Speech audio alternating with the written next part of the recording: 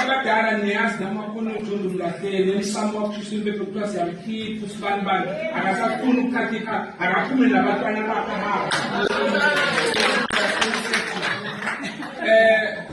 uzongibuza ekhaya ngizokusho lo sengishisile impela lo ngafunanga ukulalela isiqumo se-National Working Committee ne-NEC ukuzipha ukhongolose sipha umphemba namhlanje nikususpendile.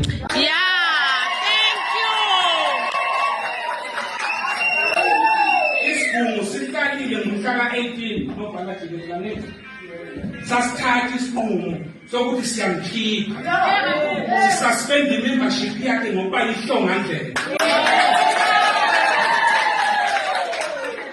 Sithathile i-membership yakhe sifuna yoqondana nekomiti lokuqondisa igwegwe akukho kwaphunzele emini kule NFP kaNtshona.